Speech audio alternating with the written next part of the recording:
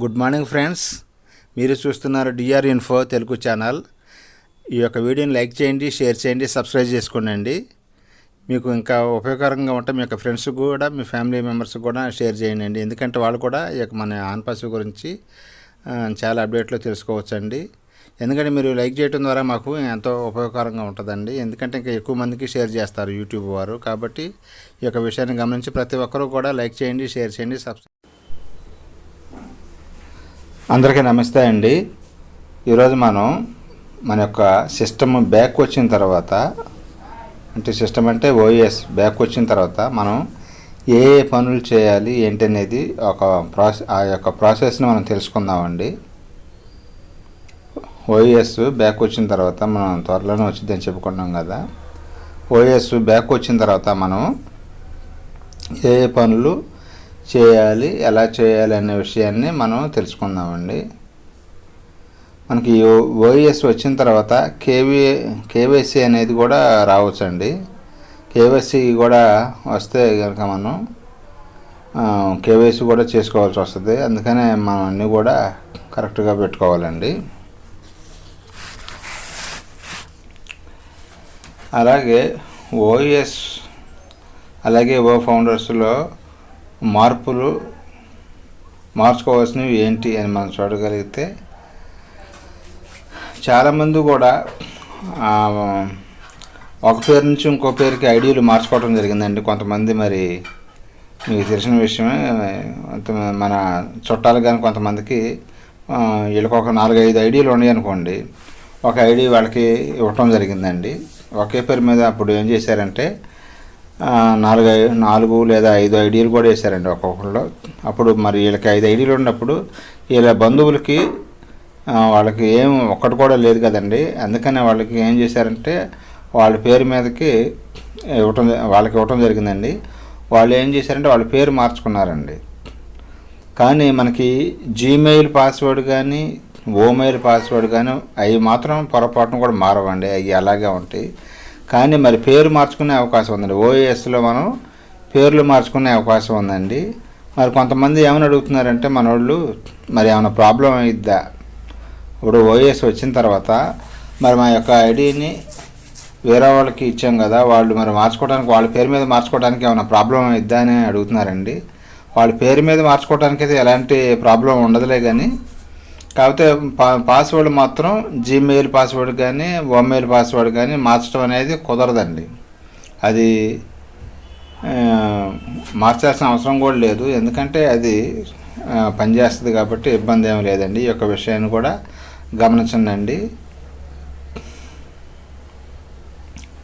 అలాగే pending process, ఇప్పటి వరకు మనకి ఇంకా ఈ ఓఎస్ వచ్చిన తర్వాత మనకు కొన్ని రావాల్సినవి ఉన్నాయండి. ఏంటంటే మనకి ఫ్రీ ప్రొడక్ట్స్ ఉన్నాయి కదండి. ఓ నెట్, ఓ మెయిల్, ఓ ట్రిమ్ ఇలా ఉన్నాయి కదండి. ఈ యొక్క ప్రొడక్ట్లు కూడా మనకి అన్నీ కూడా పబ్లిక్లోకి వెళ్ళాల్సి వస్తుందండి.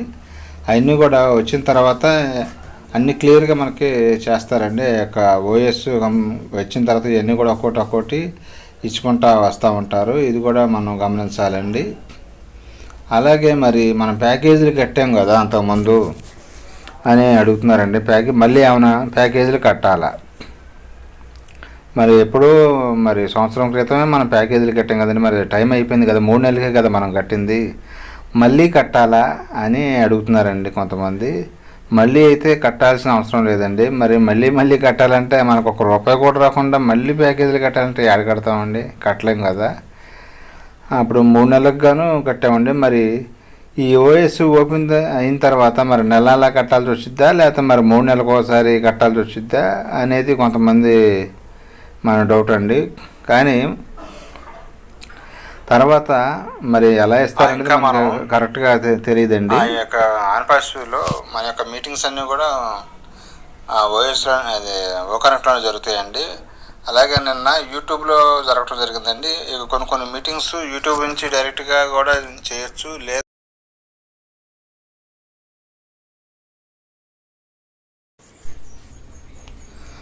అలాగే మనం చెప్పుకున్నాం కదండి. నెల కట్టాలా లేకపోతే 3 నెలలకు ఒకసారి కట్టాలా అనేది మనం తెలుసుకోవాలంటే మనకి అది వచ్చిన తర్వాత సిఇఓ గారు మనకి క్లారిటీ ఇస్తారండి, ఆష్మఫరే గారు. దాని గురించి మనం టెన్షన్ పడాల్సిన అవసరం లేదు. నెల కట్టుకోవాలన్నా మనమే కట్టాలి, లేదా 3 నెలలు కట్టాలన్నా మనమే కట్టుకోవాలి. కాబట్టి ఎందుకంటే మనకి ఇన్కమ్ కావాలి కాబట్టి మనందరూ కూడా మరి సపరేట్గా ఒక్కొక్కరికి ఒక వెబ్సైట్ ఇవ్వటం జరుగుతుందండి. ఆ వెబ్సైట్కి మనం సబ్స్క్రిప్షన్ ఫీజు అనేది కట్టుకోవాల్సి వస్తుందండి. ఈ యొక్క విషయాన్ని కూడా గమనించండి. అలాగే పేమెంట్ స్ట్రక్చరు ఎలా ఉండబోతుంది అని మన వాళ్ళకి కొంతమందికి అంటే పేమెంట్ స్ట్రక్చర్ అంటే మనం తర్వాత ప్యాకేజీలు ఎలా కట్టుకోవాలి అని అడుగుతున్నారండి. కొంతమంది క్రిప్టోలో కట్టేవాళ్ళు ఉన్నారు, కొంతమంది అలాగే యూపీఐలో కట్టుకునే వాళ్ళు ఉన్నారు, కొంతమంది కార్డు ద్వారాగా ఇట్లాగా రకరకాలుగా మనం పేమెంట్లు చేస్తున్నాం కదండి. క్రిప్టో అనేది మరి ఖచ్చితంగా ఉంటుంది, ఎందుకంటే అమెరికాలో అక్కడ ప్రతి ఒక్కరు కూడా క్రిప్టోనే వాడతారు కాబట్టి క్రిప్టో ద్వారాగా మనం ఐడీలు అది ప్యాకేజీలు అనేది తీసుకోవచ్చండి. అలాగే కార్డు ద్వారా కూడా మనం ప్యాకేజీ తీసుకోవచ్చు. కొత్త వాళ్ళు ఉన్నారు కదండి, ఇంకా తీసుకోవాల్సిన వాళ్ళు ఇంకా కొద్దిమంది ఉన్నారు కదా, వాళ్ళు కూడా మరి ప్యాకేజీలు తీసుకోవాలనుకుంటే అప్పుడు కార్డు ద్వారా కానీ క్రిప్టో ద్వారా కానీ తీసుకోవచ్చండి. అలాగే మన ఇండియాలో అయితే యూపీఐ ద్వారా కూడా మనం చేసుకోవచ్చు, ఇస్తామని సిఇఓ గారు చెప్పడం జరిగిందండి, ఆష్మఫరే గారు. మనకి యూపీఐ ద్వారా కూడా అంటే ఫోన్పే ద్వారాగా గూగుల్ పే ద్వారాగా మనము పేమెంట్లు చేసుకునే విధానాన్ని కూడా తీసుకొస్తున్నారండి. కాకపోతే ఇక్కడ మనకి ఏమవుతుందంటే జిఎస్టీ ఎక్కువ తీసుకుంటున్నారు. మన ఇండియాలో జిఎస్టీ అంతకుముందు 12% ఉండేదండి, ఇప్పుడు 18% అవుతుంది చేశారండి. 18% జిఎస్టీ పెంచడం జరిగింది. తగ్గించకుండా ఏం చేశారంటే మరి 10,000 కట్టామనుకోండి, సపోజ్ 1,800 గవర్నమెంట్కి ట్యాక్స్ వెళ్ళిపోద్దండి. 1,800 గవర్నమెంట్కి ట్యాక్స్ వెళ్ళిపోతుంది. మరి ఎవరికి తిన్నట్టు కాకుండా మరి అట్లా అయిపోతుంది. కాబట్టి మరి యూపీఐ ఇస్తే కొంచెం మరి కట్టుకున్నవాడు కట్టుకోవచ్చు, లేదా క్రిప్టోలైనా లేదా కార్డు ద్వారా కానీ మనం పేమెంట్లు చేసుకునే అవకాశం ఉందండి. ఈ యొక్క విషయాన్ని కూడా గమనించండి. అలాగే మనకి పెండింగ్ విత్డ్రాల గురించి కూడా మనం ఆలోచిస్తే మనం అందరం కూడా విత్డ్రాలు పెట్టి ఎప్పుడో సంవత్సరం క్రితమే పెట్టామండి, సెప్టెంబర్ నెలలోనే పెట్టడం జరిగింది. ఇప్పుడు మనకి అక్టోబర్ కూడా వచ్చింది, అంటే సంవత్సరం దాటిపోయిందండి. ఈ విత్డ్రాలు కూడా మనకి రావచ్చండి. ఓఎస్ వచ్చిన తర్వాత ఈ విత్డ్రాలు కూడా ఇస్తారు, అలాగే బోనస్లు కూడా వచ్చే అవకాశం ఉందండి. ఈ యొక్క విషయాన్ని కూడా అందరూ గమనించండి. అలాగే ఓఎస్ వచ్చిన తర్వాత మనకి ఒక కార్పొరేట్ వెబినార్ ఉంటుందని మరి చెప్పడం జరుగుతుందండి. మన సీనియర్స్ లేకపోతే లీడర్స్ కూడా ఏం చెబుతున్నారంటే ఓఎస్ వచ్చిన తర్వాత మరి కార్పొరేట్ వెబినార్ అనేది ఈ మధ్యకాలంలో పెట్టలేదు కదండి, వర్క్ మీదే ఉన్నారు కాబట్టి ఈ కార్పొరేటివ్ వెబినార్లో మనకి కొన్ని అప్డేట్లు ఇంకో కొత్త విషయాలు కూడా మనకి తెలియవచ్చండి. ఈ యొక్క కార్పొరేటివ్ వెబినార్ కూడా ఎప్పుడు జరుగుతుందని మనం కూడా ఎదురు చూస్తున్నాం. ఆ యొక్క వెబినార్లో మనకు కొన్ని అప్డేట్లు కూడా వస్తాయని చెప్పడం జరుగుతుందండి. ఇక ఓఎస్ వచ్చిన తర్వాత మనకి తర్వాత ఓకనెక్ట్ ఇవన్నీ కూడా మనకి ఒక్కొక్కటి రావడం జరుగుతుంది. మన మీటింగ్స్ కూడా మన చెప్పినట్టుగా 360 వెబినార్ అనేది ఇక ఉండదు. ఇక మనకి ఓకనెక్ట్లోనే మనకి మీటింగులు జరుగుతాయని చెబుతున్నారు కదండి. కాబట్టి ప్రతి ఒక్క ఫౌండర్ కూడా ఇవన్నీ కూడా గమనించండి. మనకి త్వరలోనే గుడ్ డేస్ రావచ్చండి, మంచి రోజులు రావచ్చు, వస్తాయి, ఖచ్చితంగా వస్తాయనే నమ్మకంతోనే ఉన్నాం. కాబట్టి మనకి ఇక ఈ ఇవాళ రేపట్లో మనకి ఓఎస్ అనేది కూడా రావచ్చని చెబుతున్నారండి. ఇంకా టైం అనేది మనకి క్లియర్గా తెలియదు.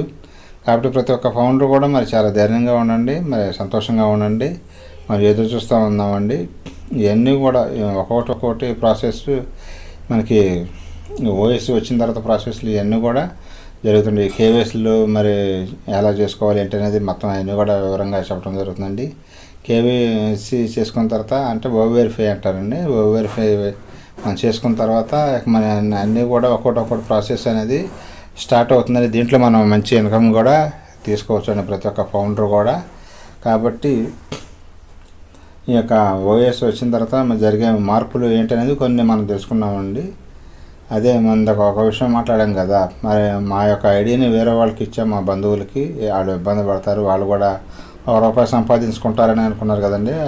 అలాంటి వాటికి ఏమి ఇబ్బంది అయితే ఉండదండి, ఎందుకంటే వాళ్ళు పేరు మార్చుకునే అవకాశం ఓఎస్లో ఇవ్వటం జరిగిందండి. వాళ్ళ పేరు మార్చుకొని మా యొక్క ఓవెరిఫైర్ వాళ్ళ యొక్క డీటెయిల్స్ ఇస్తే సరిపోద్దండి. కాబట్టి ఈ యొక్క విషయాన్ని కూడా మరి గమనించండి ప్రతి ఒక్క ఫౌండర్ కూడా. మనం 6 సంవత్సరాల నుంచి ఎదురు చూస్తూనే ఉన్నాం. అంటే మనం జాయిన్ అయ్యి ఈ ఆన్పాస్లో మనం 4 సంవత్సరాలు అవుతుందండి. నేనైతే నా 4 ఇయర్స్ అవుతుందండి. 4 ఇయర్స్ నుంచి కూడా నేను చాలా నమ్మకంతో ఎదురు చూస్తున్నానండి. ఎందుకంటే ఇది చిన్న చితక కంపెనీ కదండి, ఇది ఒక ఐటీ కంపెనీ. మనందరికీ తెలిసిందే, మరి మీకు చెప్పాల్సిన అవసరం ఏం లేదు. ఐటీ కంపెనీ కాబట్టి ఏదో నెట్వర్క్ మార్కెటింగ్ అయితే 1 సంవత్సరం 2 సంవత్సరాల్లో ఉండి తీసేసే రన్ చేయలేక ఆపేయచ్చు. కానీ ఈ ఐటీ కంపెనీ ఒకసారి స్టార్ట్ అయిందంటే ఇక అది అలా రన్ అవుతూనే ఉంటుంది. కాబట్టి ఈ యొక్క విషయాన్ని కూడా గమనించండి. నేను చెప్పేది ఏంటంటే ఇవన్నీ కూడా అప్డేట్లు మనకు జరుగుతాయండి. ప్లస్ అలాగే మనందరూ కూడా మంచి రోజులు వస్తాయి ఖచ్చితంగా. కాబట్టి ఈ యొక్క విషయాన్ని గమనించవలసిందిగా తెలియజేస్తూ మన యొక్క వీడియోలని మరి లైక్ చేయండి, షేర్ చేయండి, సబ్స్క్రైబ్ చేసుకోండి. ఎందుకంటే మాకు కొంచెం మోటివేషన్గా ఉంటుంది, ఇంకెక్కువ మందికి రీచ్ అవ్వడానికి అవకాశం ఉంటుంది. కాబట్టి ఈ యొక్క విషయాన్ని గమనించవలసిందిగా తెలియజేస్తూ థ్యాంక్ యూ సో మచ్.